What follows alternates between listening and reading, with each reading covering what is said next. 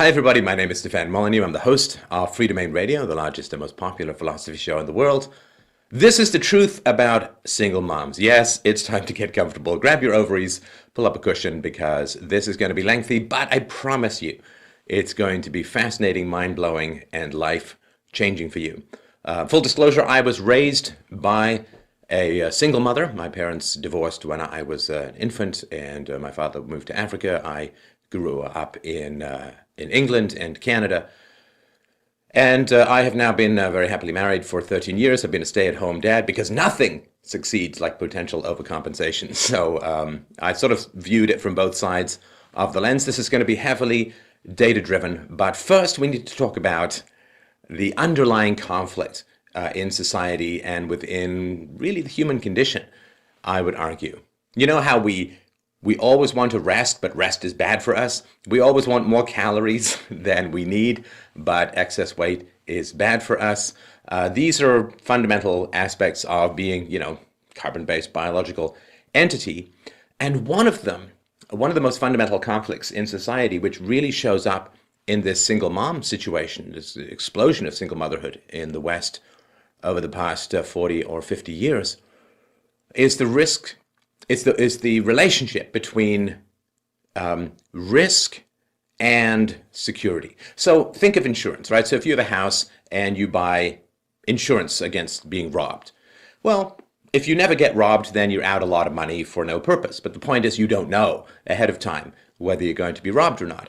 If you don't take out insurance and you do get robbed, you're out even more money. Now, the reason that people take out insurance against being robbed is because people get robbed, and if they get robbed, they don't get paid. That's sort of the fundamental driver of these things. And some people, and there's no right answer, I understand, it's just costs and benefits. There's no right answer to this. Some people, Ambrose Bierce made this point, that some people will choose to buy insurance, and clearly they are paying more than their generalized risk. Otherwise, the insurance company couldn't make any money. But they're paying less than their specific risk, like if they get robbed. Some people say, forget it, it's a sucker's game, but the odds of getting robbed are very low, and so I'm not going to buy insurance. And a lot of those people do fine, and a lot of those people don't. It's sort of like when you're a kid, you've got a test coming up, and you really want to go and ride your bike rather than study for your test. Well, you can go ride your bike and maybe you'll be fine on the test. Maybe it'll be easier than you think. Maybe the teacher will get sick, or maybe something will happen and you don't have to take the test on that day. So you're doing that kind of risk and reward, whereas if you don't ride your bike, you study for the test, you'll probably do better on the test. So what's the right answer? Well, it's hard to say. But I think most people who study for their test would not want some of their marks taken away from them and given to the kids who don't or didn't study for their test. And in the same way, like in the United States, a lot of laws went into place in health insurance, right, which would say that you could not refuse someone health insurance if they had a pre-existing condition. In other words, you couldn't refuse health insurance to somebody who was already sick. So, of course, a lot of people just said, well, if they can't say no to me if I'm already sick, I'll wait till I get sick and then I'll apply for health insurance, which is not at all how it's supposed to work in the free market. That's like phoning up quickly and saying to the insurance company, hey man, I really need some theft insurance because I'm currently being robbed. They'd say, it's a little late for that. You have to kind of do it when you don't know. So because people were not allowed to discriminate against people with pre-existing conditions, like you couldn't refuse insurance to somebody who was already sick, what people did was they said, okay, I'll wait till I get sick, I'll apply for insurance. That drives the price of insurance up enormously, and then people have to be forced to buy insurance because the incentive is to wait until you're sick to buy insurance, and then you end up with Obamacare. This is just how this snowballs generally work. When you start messing with the risks and rewards of human society, it's a big challenge, a big problem. Things unravel enormously quickly. So why is there so much single motherhood these days? Well, I mean, there's probably lots of reasons, but the most fundamental one is that the costs of single motherhood have been shifted from the families of single mothers, the parents of single mothers, to society as a whole. You can look at democracy plus taxation as a form of after-the-fact insurance. Where you have taxation, you replace insurance. So certainly when you have socialized medicine, like you have in Canada here, then you don't really have much of a market for health insurance. There's still a little bit for the stuff that's not covered. But taxation replaces insurance. Now, there's also, I want to mention too, there's another kind of insurance called being really well liked in a particular community. So I was diagnosed with cancer a couple of years ago, and I had to flee Canada because the healthcare system here just was not working, misdiagnosed me for a year and wouldn't give me the operation I needed. So I went to the States. I put the message out through this show, and people stepped up, and because they like what I do and I guess like me and want me to keep doing it, they footed my healthcare bills. So there is a kind of insurance called just being very well liked. And that is another way that you can buffer yourself against life's vicissitudes, just the challenges and randomness that occurs within life. So in the past, it was the elders who really took note and care and control and to some degree custody of youthful sexuality. And we're talking about really times before reliable birth control. And so if your daughter got pregnant, then this was bad for you as a family. Like there was no sort of welfare state that you could put your daughter on and have her bills paid for. I mean, there's always been the, quote, welfare state of the public educational system, which is socialized daycare of mind-numbing capacities. But if your daughter got pregnant, then certainly prior to, I guess, 1973, when abortion was legalized in the US, you would have to send your daughter away for 6 months or so. She would have the child would be given up for adoption, and pretty much everybody would know what was going on. And then the future marriageability of your daughter would be significantly lowered, like her value in the marriage marketplace would be significantly diminished. So that would be bad all round. You'd end up with a lower quality son-in-law on average if your daughter got pregnant, which meant that you'd not have as much money for her, so you might have to kick in more. So it was pretty bad. And this is one reason, and your family honor and so on. And your parenting would be revealed as less than optimal, perhaps, in some ways. So that's one outcome that can happen. The second outcome is you would try to get an abortion, particularly when it was illegal. This was horrendous and hugely risky and dangerous and all that kind of stuff. So that was bad too. Or you could have the boy marry your daughter, the shotgun wedding. But then what you're doing is you're inviting some relatively low-quality, short-sighted guy who knocked up your daughter to become part of your gene pool forever and live with you in your general environment for the next 40 years. Not exactly the most optimum solution of all time. So there were lots of different ways. Or, of course, the daughter could simply have the baby, in which case you, as the grandparent, would be responsible, most likely, for paying and raising and backstopping and so on. So these were all highly negative outcomes, and because they accrued to individuals rather than to the social collective in the form of taxation, individuals really got involved in managing female sexuality and male sexuality. And because prior to reliable birth control, sexuality carried with it a virtually, for certain, commitment of 20 years or more in the raising of a child, that was why you needed commitment before unleashing the happy demons of youthful sexuality. You needed people to be committed. This is why there was sex after marriage, because it contained within it this implicit commitment requirement of producing a human being who's going to need resources for 20 years or more. So in the past, there was a lot of focus on chaperoning and raising kids right so that they wouldn't have too much sex or they wouldn't have unprotected sex and so on. When the welfare state came along, this eroded the whole thing. And now parents don't have to be the enforcers, right? They don't have to be the testicle terminators of involved parents. And a lot of them, of course, still do, but the financial drivers are not there. So the risk of being an out-of-wedlock mom, being an unmarried mom, has gone down enormously. And in some ways, the rewards have gone up. And so this is kind of after the fact insurance through the forced redistribution of income under the tax system. This is the conflict that's going on in society at the moment. So that's just a general background. Thank you for your patience as I explicate that. I think it's pretty important stuff to have in perspective. Now we can do the deep data dive, blow your mind with a series of hopefully not too phallic graphs. This is the truth about single moms. Now, I grew up without a dad.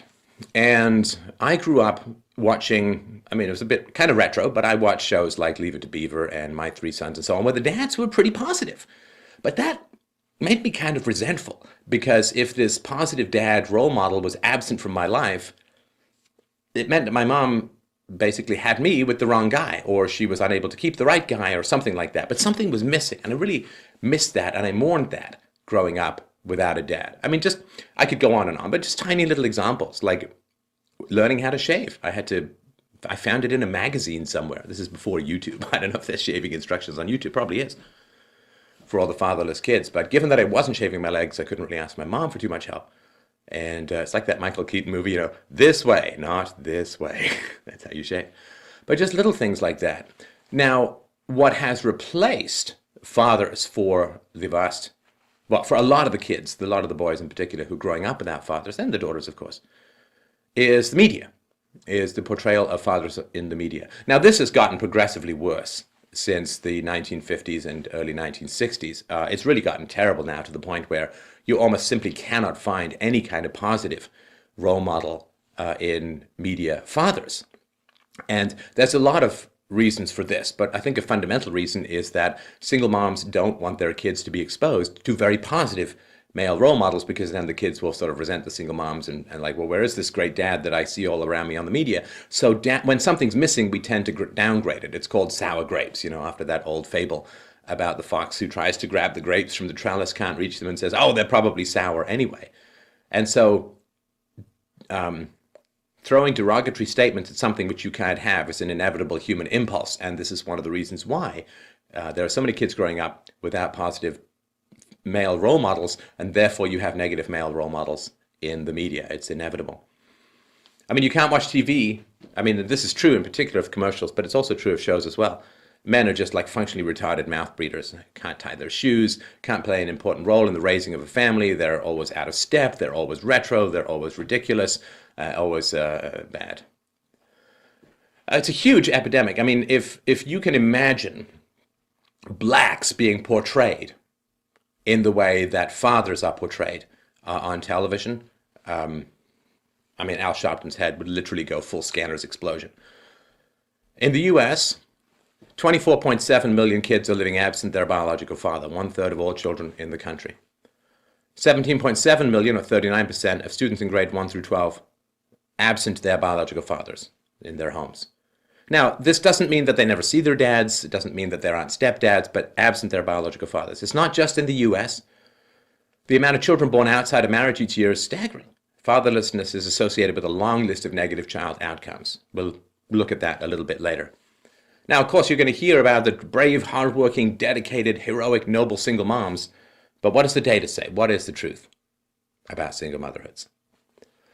So let's just have a little bit of a look here. In the study of sitcoms, the number of times a mother told a joke at the father's expense increased from 1.8 times per episode in the 1950s to 4.3 times per episode in the 90s. Working class fathers are twice as likely as upper class fathers to be regarded as the butt of the joke. Now, this is just one tiny, tiny sliver of how negatively men are portrayed, but it's something that can at least be measured. So 2 to 3 times higher. Father made fun of the mother, mother made fun of the father. So in the 1950s, the father made fun of the mother a lot more. You can think of sort of the I Love Lucy stuff. And now, in the 1990s, mother makes fun of the father almost twice as much as they used to in this ratio. And again, this is because they're single moms and there are no dads around, and it's painful for children without fathers to be exposed to positive male role models. There's just this unconscious demand for this downgrading of masculinity. And how much are kids being exposed to this? Well, a huge amount. A huge amount. Television has a huge influence on children from a very early age. These are statistics from kids from ages of 8 to 18. And as you can see, it's almost 8 hours of media a day. And this is, tablets, TVs, and computers, and so on. And when they're 11 to 14, it's almost 12 hours a day. It's almost 12 hours a day. It's Dickensian. They must have stuffed them up chimneys with screens. It dips a little 15 to 18, 11 to 23. Probably for boys because of carpal tunnel from the 11 to 14 years age. Men slightly more than women. White kids, kids of white families, 8.5 hours of media. Hispanic kids, 13 hours of media, almost the same for blacks. So not quite twice as much, but a huge amount more among Hispanic and black youth. And of course, feminists constantly are railing against the portrayal of television, of women in television. And if you look at Gamergate or Anita Sarkeesian's comments about how women are portrayed in video games, she makes these cases, and the cases are disputed, but nonetheless, feminists have a very powerful and strong focus on how women are portrayed in the media. Do you hear a lot about how men are portrayed in the media? I would say you don't, at least not proportional to women, but the degree to which men are negatively portrayed in the media, I argue, is far outstripping how negatively women are portrayed. And it's not just if men are idiots, men are also just cold and violent. You saw the James Bond thing, the Schwarzenegger thing, that, men are cold and violent or incompetent, both of which, of course, are highly negative for society. So let's have a quick look at marriage and divorce ratio. So the top red line is the marriage rates per 1,000 people. This is not like 16 people get married. It's every year, every particular year. This is from 1930 to 2011. You can see this big spike in the post-war period, right, when all of the men came back from the Second World War, the baby boom, and so on. And this is the divorce rate. As you can see, it's very low, below 2 per 1,000, and then rising to a high of close to 6 per 1,000. So, and now it's settled back down. But it's settled back down because because marriage rates are going down. So fewer people are getting married, therefore fewer people are getting divorced. The orange line is the marriage divorce ratio. So when it's higher, it means that there are fewer divorces, and when it's lower, so as you can see, and this is huge for kids, right? Between 25 and 50% of the kids of divorced parents never or almost never see their fathers, and that's terrible. So this is a chart of births outside marriage in the United States, and as you can see, back in 1940, only 4% of children were born outside of marriage, and as you can see, by 2010, it's 41%. So it is a massive, massive increase from 1950. It's a tenfold increase since 1950. This is, according to the Flynn effect, James Flynn, who has been on this show, just pointed out that IQ is going up every generation, and so there's a more intelligent people having more children outside of wedlock. And I would only assume, this is the great tragedy, is that people aren't being given the facts about how difficult and, in fact, dangerous it is for both children and society for children to be born outside of marriage. And by marriage, I don't necessarily mean, formal government legal institution. I simply mean sort of public commitment with contractual obligations. It doesn't have to be government-based, but marriage predated government. So let's look at the births outside marriages by states. This is the, quote, best states in the U.S., and this is broken down by major racial groups. The other probably includes Native Americans, Asians, and so on. But as you can see here in tidy-whitey Utah, only 18.7% of births are outside of wedlock, down to Washington, 32.5.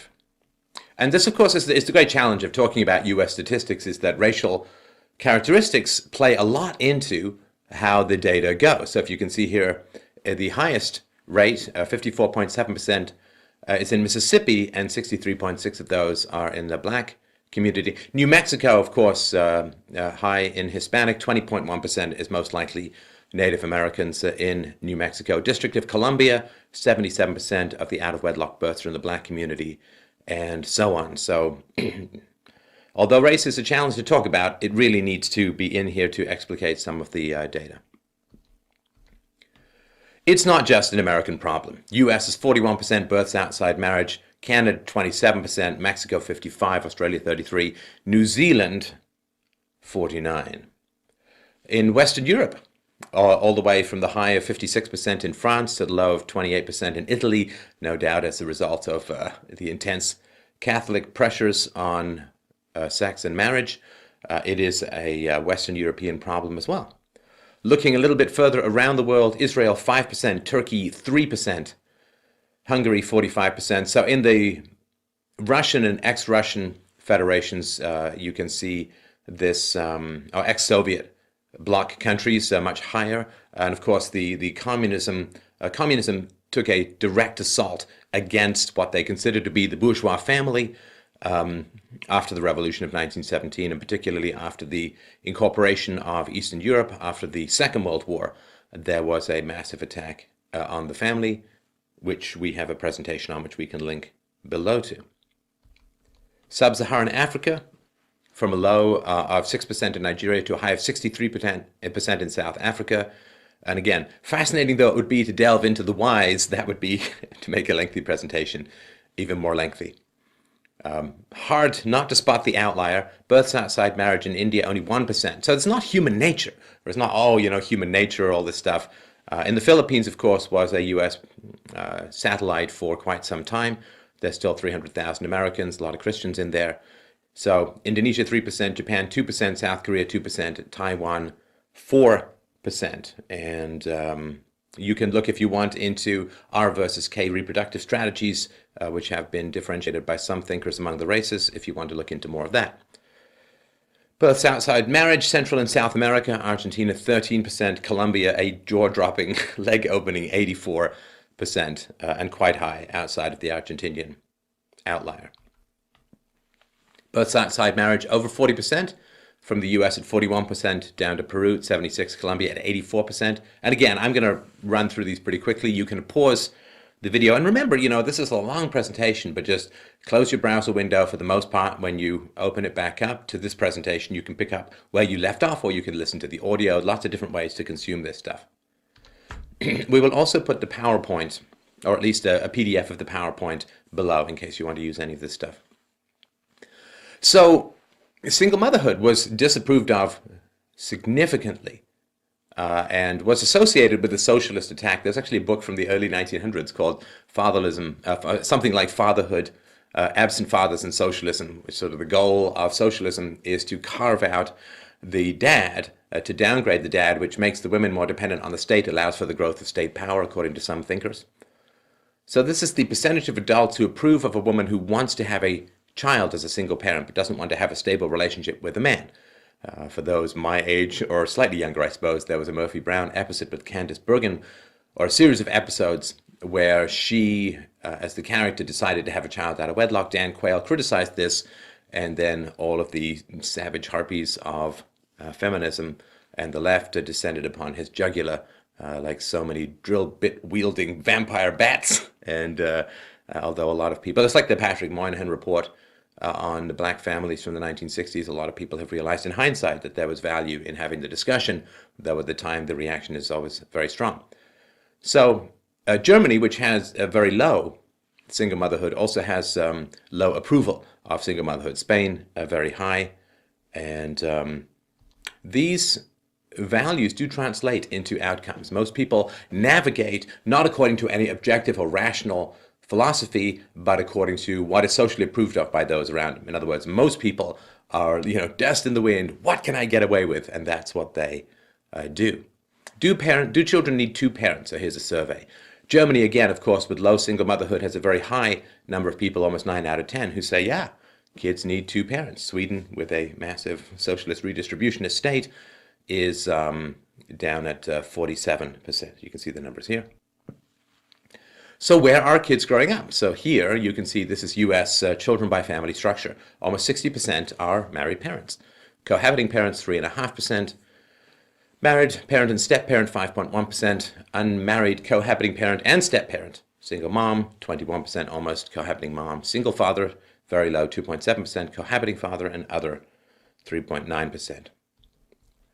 Now, we've talked about this before. It can't really be repeated often enough that if you look at sort of the bright green here, moderate abuse and serious abuse, number of children per thousand, the safest place for children by far is married biological parents. Now, I understand, and I will say this for the nth time in these presentations, you cannot ascribe automatically causation to correlation. So it could be that people who are nicer get married more, and therefore marriage and not abusing their children is a byproduct of them being nice, right? Correlation and causation is tricky. Otherwise, space aliens would come down, look at the world and say, aha, the human beings are slaves to dogs because they pick up their poop. But nonetheless, this is important to understand that if you're not able to get married and stay in a stable relationship, then you are more likely, significantly more likely, to abuse your children. Again, these numbers are low, but the incidence of multiple, as you can see, for moderate abuse, it's almost 10 times as likely that a single parent with a partner is going to have their children abused, her children abused usually, than if married biological parents. So non-marriage is bad, very bad for children in terms of raising the incidence of abuse. Child abuse by parents. We've talked about this before, and you can go to bombinthebrain.com for more information on this. Child abuse by parent, almost half of children who are abused by mother only. Both parents 21%, father and other 1%, father 22%, mother and other 7%. Now, one of the real, very interesting facts that I have learned in doing these kinds of presentations is most people have an automatic compulsion to rush to the defense of women. This is incredibly sexist. This is diminishes women's moral responsibility, moral capacity, and that is horrendous. Women are equal to men, and if you hear negative statistics about a man and don't rush to men's defense, then don't do it for women. And if you do it for women, then at least do it for men. But let's not have this disparity where we immediately try to find excuses for immoralities on the part of women. And people say, well, you see, but moms or women are exposed to children a lot more because they're primary caregivers, so of course there'll be more child abuse. This is not particularly valid. Like, if I retire and then end up beating up my wife and say, well, officer, I used to work, now I'm home with my wife a lot more, so of course I beat her up more. He wouldn't be like, well, that sounds legitimate to me. It's like, continual exposure does not excuse these kinds of things. Like, if I work around diamonds, it's like, whoa, I had to steal those things. Anyway. So, again, we're going to break this down a little bit by race. Children living with both parents from 1960 to the present, or near the present. It's really astonishing to think that in white communities, 96.9% of children lived with both parents in 1960. What's even more astonishing, in some ways, given the current disintegration of black families, is that almost 66% of black children live with both families. These numbers have been declining, and one of the reasons we put this up here is there is a general, again, knee-jerk explanation for problems in the black community: racism, slavery. Racism, slavery, slavery, racism. However, in 1960, blacks were much more subjected, this is 4 years before the Civil Rights Act, in 1960, blacks were more subject to social racism and lack of opportunity, but family stability was much higher. So it cannot be when blacks are further away from slavery and further away from more institutionalized racism that the black family has disintegrated more. Therefore, we can't say that the cause is slavery and racism, which is not to say that they have no effect, but they cannot have a weaker effect almost half a century further away from slavery and institutionalized racism, when they just can't have more of an effect now than back then. So it has to be something else, or something in conjunction with the lingering effects of slavery and racism. But this is really important. More blacks were getting out of poverty in the post-war period up until, yes, the welfare state. The welfare state, which many people wrote at the time, would cause a disintegration of the family. And of course, many people said, oh, don't be ridiculous. And now the data is causing them to put pepper and mayonnaise on their words for a nice, tasty regret sandwich. Children living with father only. Bit of a scatter graph, I understand. I understand. It's a bit of a random walk here. Divorced, separated, widowed, and never married. I want to sort of point this out, too. A single mom does not mean widowed, right? It doesn't mean father died, husband died. That's called widowed. Single mom is single, either never married or got divorced. Single by choice, not by accident. So a bit of a random walk here, and we're comparing this with so children living with mother only, 1960, 8%, all the way up to 2012, 24%. These numbers are a bit more coherent insofar as if you look at never married, went from down sort of 5 or 6% in 1968 to almost half now. And that's quite important. You see, the widowed has gone down considerably. As you look at 21, 22% in 1968, down to 3% now. So the reason there are single moms is not because of they're widowed, not because the husband died. Much, much lower than that now. So what's causing it basically is either not getting married, never married here, going up, or divorced, or separated. Separated even is going down. So this is, it's a lot more to do with choice than it is to do with accidents or circumstances. Children living with mom only. Let's look at the black population. So almost half now, but back in 1960, it was only 20% of black kids lived with their mother only. And you can see it creeping up from 5 or 6% in 1960 for whites to 18.5% now. But again, here we see that black families, we cannot look at the disintegration of black families and say slavery, racism. That is a non-answer, and it defies the data. So the fact that children living with mother only in the black community has more than doubled since 1960.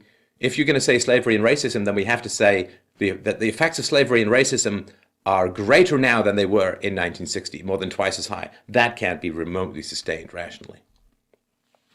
Births outside of marriage by race. This is from 2012 in the US. White kids, 29%, Hispanic kids, 54%, black kids, 72%. Again, this has crept far higher than it was in the 1960s. Children living absent their biological fathers. White kids, 21%, Hispanic kids, 31%, black children, 58%. This is one reason why blacks and Hispanics tend to vote more on the Democrat side, because the Democrat, like you look at on paper what happens in the Republicans, and the Republicans get in power, social spending actually goes up. But on paper, to the voters, the Democrats are like, here's some free goodies. And basically it appeals to single moms, which is why single women in particular, single moms in particular, and Hispanic and black single moms even more in particular tend to vote Democrat. Interestingly enough, women who are married tend to vote Republican because they tend to be reliant on their husband's income, and Republicans tend to promise lower taxes and so on. So if you like, at least on paper, a smaller government, a more free market, then you need to promote marriage as a social institution. Now, who are having these births outside of marriage? It's the Murphy-Brown scenario where there's some woman in her late 30s who decides to have a kid on her own. Very unusual. 19 years and under, 20%. 24 years, almost 37%. 25 to 29 years, 23% and change. So this is women who can't afford, for the most part, least able to afford the expenses associated with being a parent. How can they afford these children? Well, because of the welfare state, to some degree, to a large degree. This is interesting. Underage children of single parents per 100,000. So underage, are you still a single mom if your kid is 30? Well, not really. I mean, you were, but government welfare tends to cut off when the kids turn 18. Well, then it shifts to student loans, which we'll do another presentation on.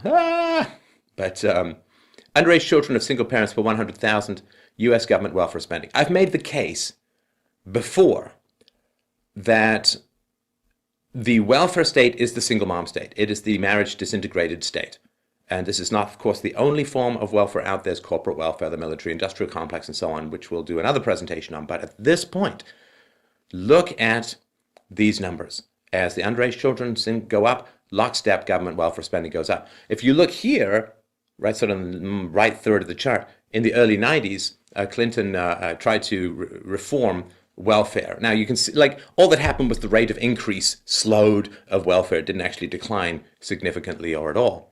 And a lot of this came out of Charles Murray's Losing Ground book, which is well worth a read. But what's interesting is that when the government, if you look at welfare spending, which slowed and actually did decline slightly in the 90s, so did the underage children of single parents. As the welfare goes down, there are fewer single moms. And then, naturally, it again just started, this is under Bush, started to go back up again, another slight dip, and then it just goes up. But it is interesting to see how when welfare spending declines, the number of single kids declines, kids of single moms. These are all in constant 2009 dollars. This is very important. This is very important. Again, the welfare state is the single mom state, or the non-two-parent family state. So this graph from 2000 to 2014 is a subsection of welfare, temporary assistance for needy families, and this has decreased from 2.2 million to 1.5 million. But what's really important here, look over on the right-hand side. The two-parent family is a tiny, tiny proportion of this form of welfare spending. No parent family is, raised by grandparents or cousins or aunts or something like that, a one-parent family. But two-parent families, it's almost unheard of for them to need this kind of welfare. So if you take, like if you could imagine two-parent families become the norm, welfare spending would go down enormously. And that's just important. It would be taxes, debt, inflation, money printing, all of the economic instability that comes out of that. Working moms and the age range of the youngest child. Under 3 years, in 1975, only 34% of working moms had a kid that young. Now it's almost doubled to 60%. And it is the youngest children, in many ways, the most vulnerable, who've seen the greatest increase in moms not being there. Like kids put in daycare for 20 hours or more a week exhibit all the same symptoms of kids who've been literally abandoned by their mothers. So symptoms of maternal abandonment, being in daycare as a baby and onwards for 20 or more hours a week is maternal abandonment. If you're going to work full-time and your kid is 6 months old or a year old, they're likely to exhibit similar characteristics. So working moms by age range of the youngest child. And as you can see, under 3 years from 1975 has gone up enormously. And under 6 years has gone up as well. And what happens if you don't have a father or a husband to provide for you as a mom with kids? The bills don't stop coming. You just have to find other ways to get them. Working mothers' children under 1 year old. In 1940, this includes all working married moms with children under 6 years old. That's just the data that we could find. But it's only 6%. Now in 2013, children under 1 year old, 57.3% of moms are working. This is tragic. And it's not tragic because I'm against women working. I think it's great.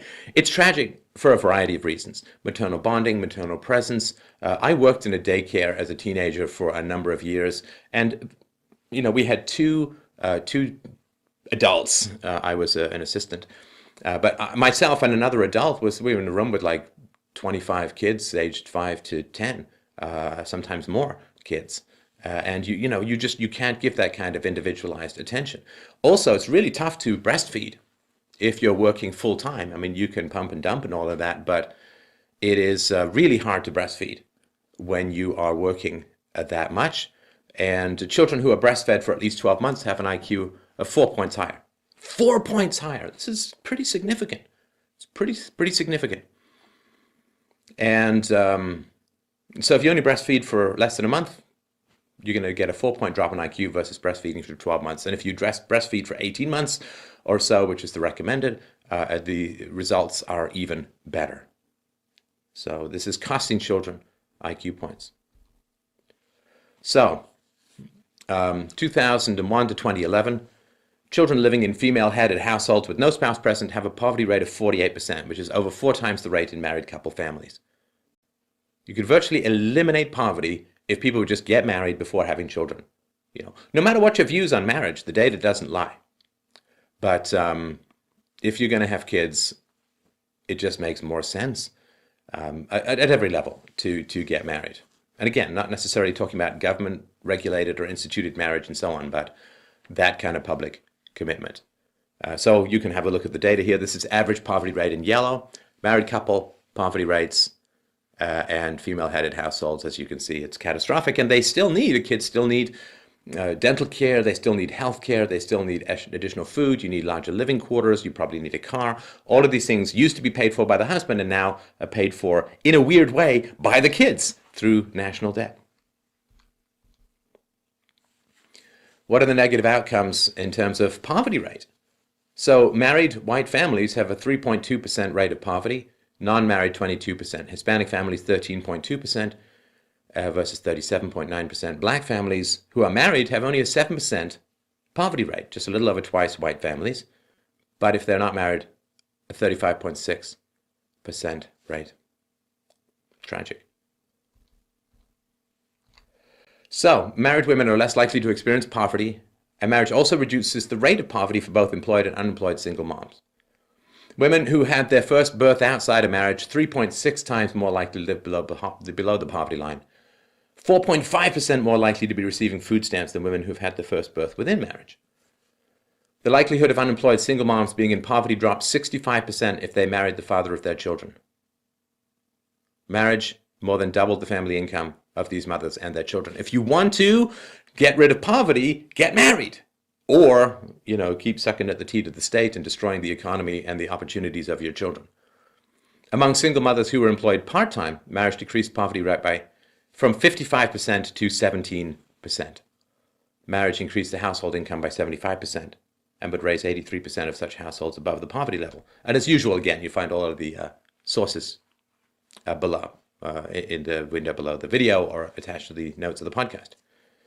Among moms who were employed full-time, marriage would boost the incomes of nearly 2/3 of such households to 150% of the poverty level. Marriage increases the median family income of moms by between $10,200 and $11,400 per year, reduce the probability that mothers would live in poverty by at least 2/3. So, fatherlessness. So fatherless homes, again, doesn't mean you never see your dad, doesn't mean your dad was abducted by space aliens. It just means it does not live with you, does not live with the mom. So in 2009, a study showed 1.5 million children experienced homelessness in a year. And only 10% of those came from homes with a father, 90% of them came with homes with no father. And that is, again, pretty important. It's almost 78% of almost 78% of those in homeless shelters, homeless families are women. And these are some pretty tragic statistics. Fatherless children have more trouble academically, scoring poorly on tests of reading, mathematics, and thinking skills. In children grades 7 to 12 who've lived with at least one biological parent, youth that experienced divorce, separation, or non-union birth reported lower grade point averages than those who have always lived with both biological parents. Now, again, correlation causation is a challenge, which is that maybe smarter people tend to stay married longer. And there is strong correlation between marital success and educational level. Like the more educated you are, which is an indication of intelligence, then the more likely you are to stay married. Now, married people who are intelligent are more likely to give birth to more intelligent children. The correlation between the genetic, as far as I understand it, the genetic correlation between an offspring's intelligence and the parent's intelligence is 0.5. So it's not 0, which is no correlation. It's not 1, which is the perfect correlation, kind of half between. There's a regression to the mean around IQ or intelligence. And so it could be that less intelligent people tend to get divorced more, and less intelligent people will tend to have less intelligent children. So I understand all of that. However, the Flynn effect says people are getting more intelligent. Therefore, stable marriages should be increasing. However, non-marital situations are increasing instead. So there's no way that all of those people can be less intelligent. Father involvement in schools is associated with the higher likelihood of student getting mostly A's.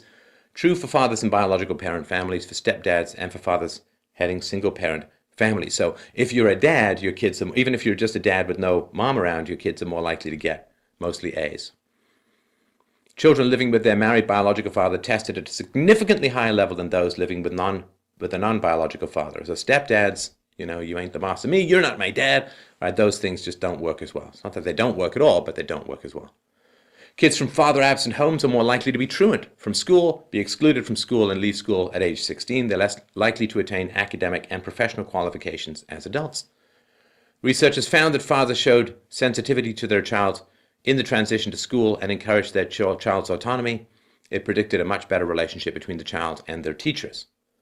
We'll talk another time about the really fascinating general differences between male and female parenting. But in general, women are more cautious and more protective, and men are more rough and tumble and encouraging, and both are necessary and important for children to flourish.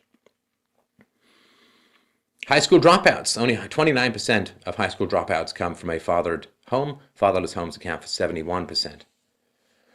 In 2012, more than 305,000 teenage girls gave birth across the country in the US. 30% of teen girls who leave school say it's due to parenthood.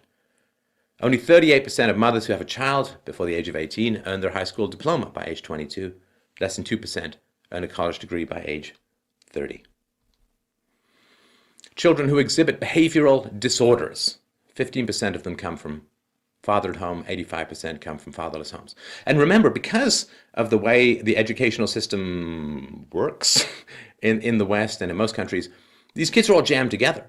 So your decision to have a child outside of wedlock and potentially risk higher rates of dysfunction, well, my kid's going to be exposed to that in the neighborhood, in the school, in the mall. There could be bullying, there could be a drug culture, there could be drinking. All of these things flow out from children, so they're not contained within the household, they flow out into society. A study examined the prevalence and effects of mothers' relationship changes between birth and age 3 on their children's well-being. Children born to single mothers show higher levels of aggressive behavior than children born to married mothers. Living in a single mother household is equivalent to experiencing 5.25 partnership transitions, breakups and makeups.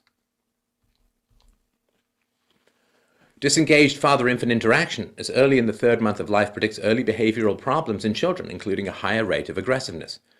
The effects, which are greatest for male infants, remained similar regardless of the mother's behavior and were observable at 1 year old. I did have, because I do these shows, I take these exciting bullets for the cause and accept donations, which if you enjoy these presentations is no commercials.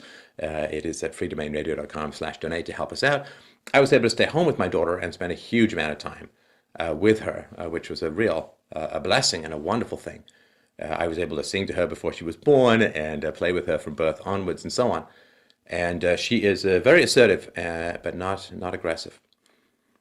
Affectionate, playful, and engaging interactions between fathers and their children are predictive of later popularity among peers and within the school environment. It is estimated that among children under the age of 13, those living with single mothers spend 12 to 14 fewer hours with their parents per week compared to children living with married parents. The challenge of juggling multiple responsibilities can result in heightened stress levels and insufficient child-rearing practices among single parents.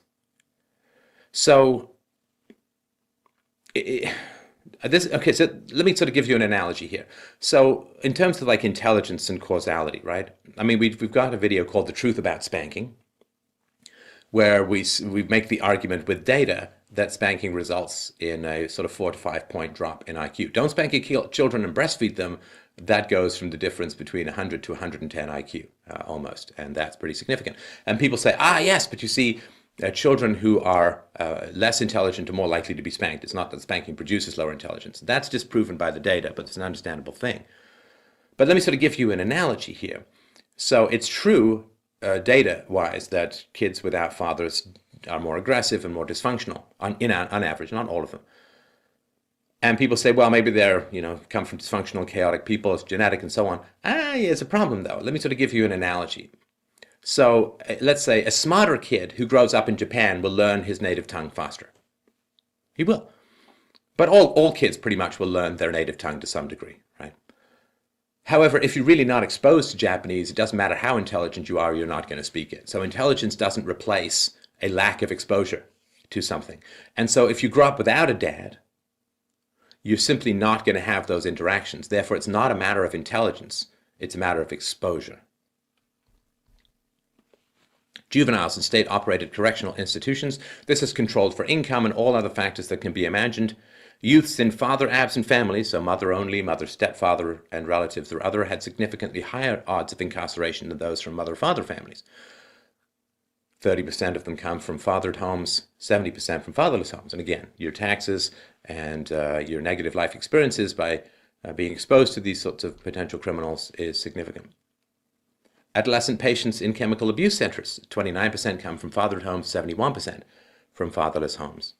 The U.S. Department of Health and Human Services reports that, quote, fatherless children are at a dramatically greater risk of drug and alcohol abuse. Among rapists who are motivated with displaced anger, 20% of them come from fathered homes, 80% come from fatherless homes. Now, we've got a video which you should really watch, or a podcast, and you can go to fdrpodcast.com if you'd rather get the podcast through a feed, called The Truth About Rape Culture, which is really, really important to understand. The best way, particularly for these kinds of rapists, the best way to reduce prevalence of rape in society is to have women marry husbands, have boys raised by fathers. That is, women are part of the cycle of violence, as I continually point out. And we've got The Truth About Violence. Again, I don't mean to pimp all these presentations, but I'm just touching on a lot of information that we've gotten out over the years. But women are part of the cycle of violence through hitting their children, spanking, abuse, through choosing bad men or men who disappear and so on. They're part of the cycle of violence. And men have been hammered a lot, and rightly so, about men's role in the cycle of violence. I'm trying to actually work on the root cause of at least half the problem by reminding women that their choices have a lot to do with the kind of society they're going to grow old in. Researchers have estimated between 60 and 80% of rapists, sex offenders, and sexually aggressive men were sexually abused by a woman in their childhood. This is part of the cycle of violence and rape. A study from 89, that would be 1989, found that male adolescent incest offenders abused by females only targeted female siblings 93.3% of the time, compared to 32.5% for offenders abused only by males. A meta-analysis of studies found that 17 studies, sex offenders were 3.4 times more likely to have experienced sexual abuse in their childhood compared to non-sex offenders. In other words, childhood sexual abuse was significantly correlated with becoming a sexual offender later in life. As we saw earlier, rates of abuse can be up to 10 times higher in non-marital families, non-married families. So, if we want to have fewer sex offenders, more people need to get and stay married. This is what the data says. Don't shoot the messenger. Youth suicides. Children with single parents showed increased risks of suicide. Father at homes, 37% of suicides. Fatherless homes, 63%. After adjustment for factors such as socioeconomic status or SES, parents' addiction or mental disease, children in single-parent households were twice as likely to attempt suicide, and risks of alcohol-related disease were also doubled. The risk of childhood narcotic abuse was increased 3 times among girls and 4 times among boys living in single-parent households. Single mothers and crime. Excuse me. So violent crime rates per 100,000. You can see we're still significantly higher than we were, more than twice as high probably as we were in 1960, but the peak, which was the late 80s and early 90s, we're declining from there.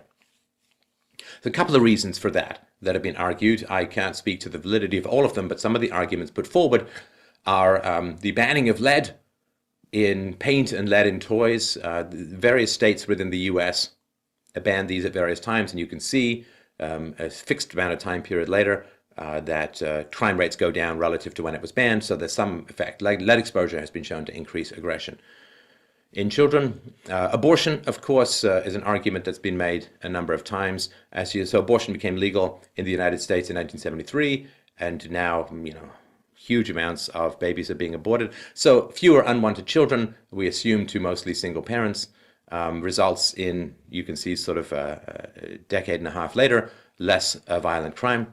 Also, of course, the media revolution that occurred in the 2000s would further, I think, decline crime. Kids get out their aggressions in violent video games. They want to stay home more. They're less bored, and so there's less crime. But there's some interesting correlations about all of this. Compared to peers in intact families, adolescents in single-parent families and step-families are more likely to engage in delinquency. This relationship appeared to be driven by differences in parental involvement, supervision, monitoring, and parent-child closeness between intact and non-intact families. A study using data from the National Longitudinal Study of Adolescent Health explored the relationship between family structure and risk of violent acts in neighborhoods. The results revealed that if the number of fathers is low in a neighborhood, then there is an increase in acts of teen violence. The statistical data showed that a 1% increase in the proportion of single-parent families in a neighborhood is associated with a 3% increase in an adolescent's level of violence. In other words, adolescents who live in neighborhoods with lower proportions of single-parent families and who report higher levels of family integration commit less crime. This is true when I was growing up, and I grew up dirt poor, like eviction notices, not enough to eat kind of poverty. And mostly married families, partly it's due to income, but mostly married families don't want to live around single-parent households. And partly it's due to the aggression of the kids and what kind of kids you want in your kids' circle of friends and in your kids' school and all that kind of stuff. So, 1% increase in single-parent households, 3% increase in adolescents' level of violence. So when we talk about teen bullying and teen aggression and teen violence, we're talking, again, the shadow behind the statue, which we really need to look at, is single parenthood, and really fundamentally single motherhood is behind a lot of these dysfunctions. And it's hard for us. Again, there's this weird thing where we want women to be equal and responsible, but it's like pushing two opposing magnets together sometimes to get people to connect to female responsibility in terms of shaping and framing society, because there's this women as victims narrative and so on. And the idea that women's bad choices, or bad reproductive choices, could be driving a lot of social dysfunctions is kind of alien to a lot of the propaganda that we get, particularly in television, where women are always victims, or usually victims. There's a reason why they call it television programming. Children aged 10 to 17 living with two biological or adoptive parents were significantly less likely to experience sexual assault, child maltreatment, other types of major violence, and non-victimization type of adversity. They were also less likely to witness violence in their families compared to peers living in single-parent families and step-families. So this is important as well. People who prey on children who have non-attachment or less attachment to their parents. I mean, you prey on some kid who's got a great relationship with his mom and dad. He runs to his mom and dad and says, "This guy preyed on me, bingo, bango, bongo," your life becomes horrible, and rightly so, very quickly. But if a kid is alienated and has no connection, they're going to be hungry for adult attention, and they're not going to have the kind of connection that allows them to discuss difficult things like being victimized and so on. So that's important. What about negative outcome by something as interesting and simple as family dinners per week? So if you have 5 to 7 family dinners per week as opposed to 0 to 2, you're significantly less likely to use tobacco, to use alcohol, to use marijuana as kids. Have friends who drink regularly, friends who use marijuana regularly, and likely to use drugs in the future. And so these are really important things to understand. So it's not like, oh, we just force everyone to have family dinners. But family dinners are where you have conversations, you ask about the day, you keep up with what your kids are doing. And having these family dinners per week is indicative of a family bond, which is a shield against a wide variety of dysfunctions. Now, this will blow your mind. It blew my mind. So girls are increasingly reaching puberty earlier. Between 2004 and 2006, twice as many Caucasian girls showed breast maturity at age 7 as compared to 1997. That's a very, very big change. Early puberty has been associated with a higher probability of developing breast cancer and reproductive cancers later in life. It sort of burns out the engine. So this is from Dr. Jay Belsky from Birkbeck University. An evolutionary biology perspective says, look, the thing that nature most cares about with respect to all living things, humans included, is dispersing genes in future generations. Thus, under those conditions in which the future appears precarious, where I might not even survive long enough to breed tomorrow, then I should mature earlier, so I can mate earlier before that precarious future might get me. The body, from the moment of conception onwards, and even genetically before that, the human body is scanning the environment, even within the womb, to figure out, am I living in a peaceful world or an aggressive world? Now, if you grow up in a father-absent environment, it seems that you're going to produce what's called an R reproductive strategy, which is have lots of sex and just not really care that much for your kids and just hope that they make it to adulthood, also known as the frog approach, the spray and pray approach. If there's if your father is around, it means you're less likely to be in a war-based or violence-based society. It's going to be more trade. It's going to be more negotiation. So you're going to look for win-win negotiations, and you're sexually mature later. More time living without the biological father in the household is associated with earlier puberty in girls. It programs the very body itself, thus raising future cancer risks. Studies have even shown that younger sisters in biologically disrupted families reached puberty earlier than their older sisters did. No such trend emerged in biologically intact families. So if you're 4 when your father leaves and you have older sisters, the older sisters will reach puberty later than you did. The quality of the father's involvement with daughters was the most important feature of the early family environment in relation to the timing of the daughter's puberty. So a lot of researchers believe that this influence may be chemical in nature. So fathers emit pheromones and farts, but let's just talk about pheromones for the moment. These are airborne chemical signals that trigger behavioral and physiological effects. Animal research has shown that male pheromones have different effects on young females. Exposure to the pheromones of biological fathers appears to slow down puberty in girls, while exposure to the pheromones of unrelated adult males speeds it up. And again, if there's not a father around who's going to sort of help and take care of you, you need to find another man quickly, and so you're going to have earlier puberty and so on. A recent Australian study found that having older brothers can also delay the onset of puberty in girls. The more older brothers a woman has, the older she is when she gets her first period. The protectors, you could say. Again, biologically speaking. Interestingly enough, boys whose fathers are absent are more likely to reach puberty at a later age, the opposite of girls. Despite reaching puberty later, they're more likely to become fathers at an earlier age. So, we're talking about the hypersexuality of youth, particularly amongst girls. Well, moms who choose dads for their children who aren't going to stick around are programming their daughters to be have earlier puberty and be more sexualized. So this is hundreds of thousands, I think, tens of thousands of kids who are grades 8 to 12. After accounting for a set of parental involvement variables, adolescents living with two biological parents were significantly less likely to transition into sexual activity when compared to adolescents from all other family structures. Adolescents from other family structures were between 40 and 198% more likely to enter into sexual activity than adolescents living with two biological parents. And so the yellow here is a virgin and non-virgin, and as you can see, if you don't feel at all close to your dad, you're much more likely to be a non-virgin. If you feel very close to your dad, you're much more likely to be a virgin at these times.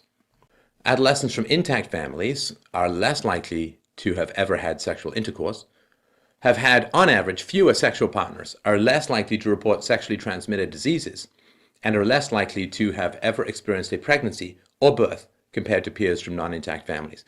Now, this has nothing negative to say about sexuality, enjoyment of sexuality, and so on, but it's the best environment for children to be in a married family, intact married family, and it certainly is the best environment for regular happy sex as well. So it's actually sex positive to talk about this stuff. It's not anything negative or hostile towards sexuality. For adolescent females, each year spent in a single-parent household from birth to 11 years old increased the likelihood that they would engage in sexual intercourse during adolescence by approximately 8%. Teenage girls living with two married biological parents during their 8th grade were roughly 50% less likely to give birth before the end of 12th grade, even including high school dropouts. Females between the ages of 15 to 19, whose parents were married at the time of their birth, were 42% less likely to report sexual activity when compared to those whose parents cohabited at birth. For adolescent males, each change in parental marital status between the age of 6 to 11 increased the male's odds of engaging in sexual intercourse by 37%. When comparing 14-year-old boys, those living with a single mother had almost double the odds of having impregnated a girl compared to those who live with both biological parents. What about infant health and infant death? Studies have also found that a father's involvement with the pregnant mother pre-birth lowered the risk that that infant would die before its first birthday. The father being absent raised the odds of infant death in the first year by nearly 4 times, or 400%, compared to when the father was involved. If fathers were not involved during pregnancy, babies suffer increased odds of being born prematurely or at a lower weight.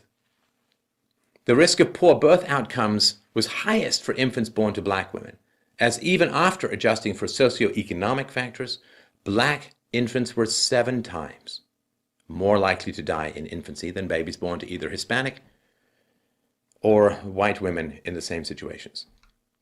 There's also an increased likelihood of maternal complications that could impact the infant's health, including high blood pressure, anemia, eclampsia, placental abruption, and more if the father is not around during the pregnancy.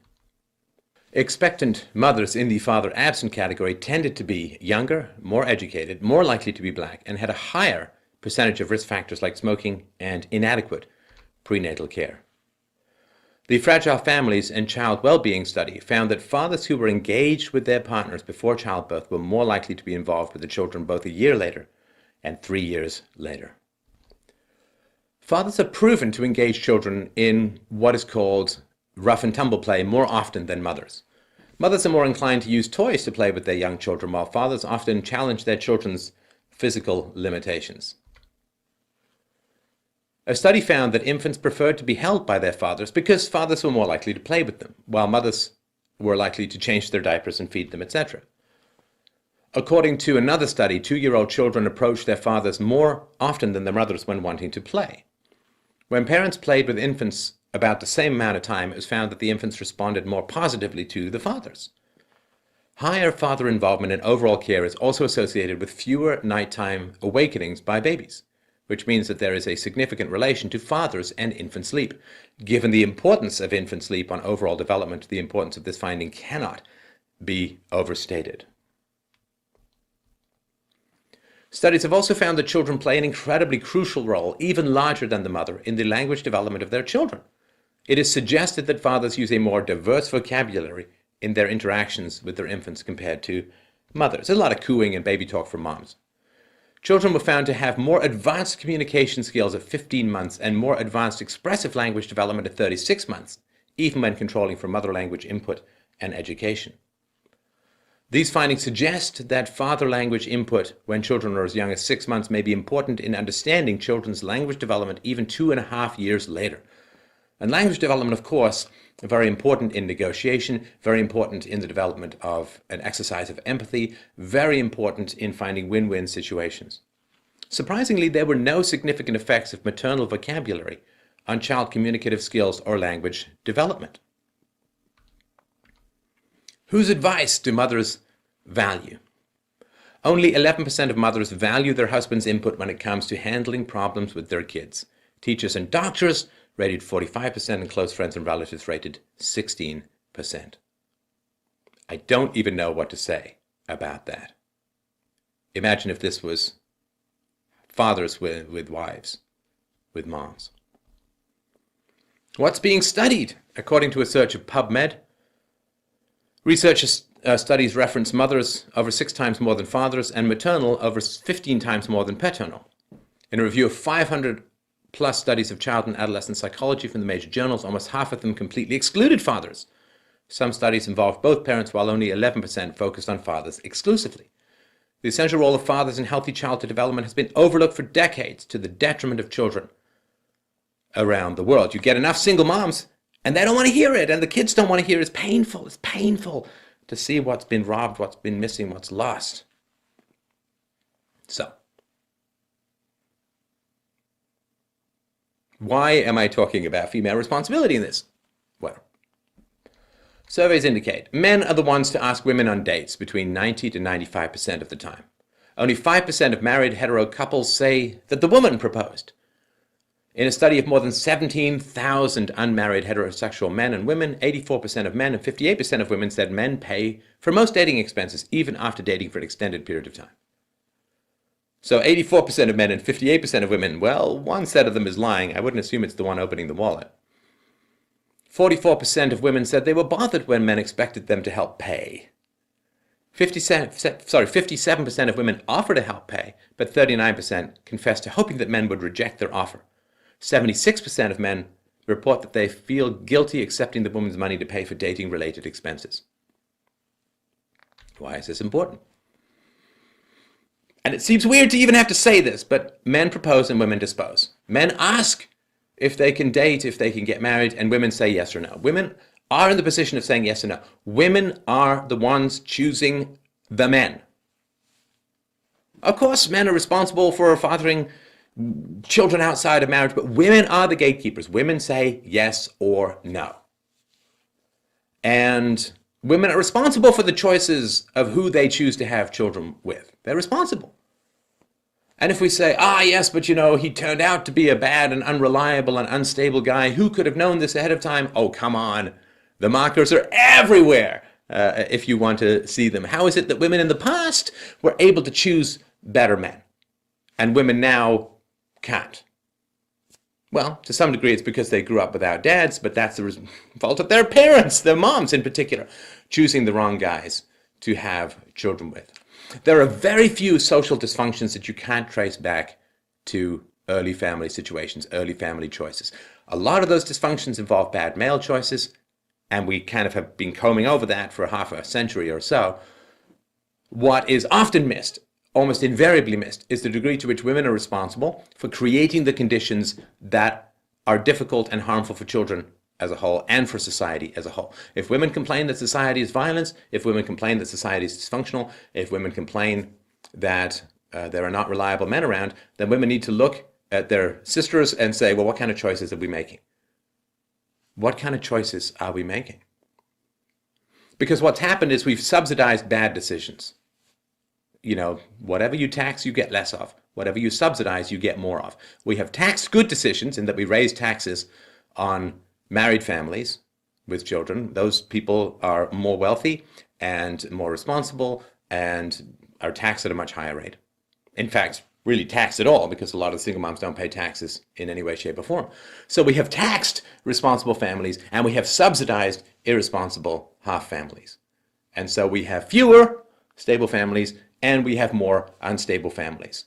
Now, it's one thing for a woman to date a guy who turns out to be unreliable and maybe sticks her with some bills or whatever. That's bad, that's terrible. But at least that choice only accrues to her own responsibilities and her own effects. What we've basically done is we have taken a sledgehammer to the base of the stable, most child beneficial, most human beneficial institution the world has ever seen, which is the traditional marriage. We've taken a sledgehammer to the base of that, and we have subsidized bad decisions on the part of women in general. Go find yourself a good, decent, reliable man. Don't go for the alpha player. Don't go for the high status guy. Don't go for the guy's abs or his Lamborghini. Go for a stable, reliable, decent provider. That's what is best for your children. But in the massive disruption of family life, largely led by the left, that has occurred over the last 50 years, we have subsidized bad decisions largely on the part of women. We have indebted future generations at truly staggering levels. We have undermined the intelligence of children by creating situations where high taxes lead and subsidies lead to more women working, which is less chance for children to develop their intelligence.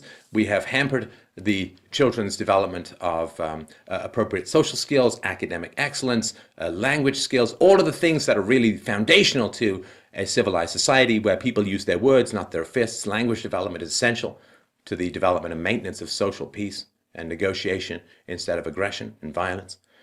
So we have subsidized bad decisions largely on the part of women. We have taxed and harmed the interests of women who've made good decisions in their partners.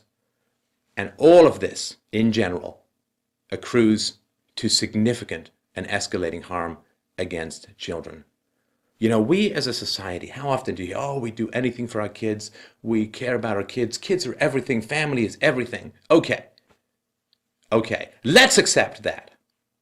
Let's accept all of these hallmark sentimental statements about how we do anything for our kids. Okay, let's do that. Let's follow the data. Start making better decisions about who we're having children with. Men, choose the good women. Women, choose the good men. Because in so doing, you are choosing what is best for your children, and you're choosing the kind of peaceful, virtuous, undebted society that you can grow old in with confidence and calm and serenity. You know, if you're doing a long sea voyage and you get a few degrees wrong at the beginning, you can end up in a whole different continent. We really need to review what we have done to the family, what we have done to the children. What kind of seeds are we sowing here? And is it too late to change? I don't think so. But we have to accept the data and commit to a better path now. Thank you so much for watching.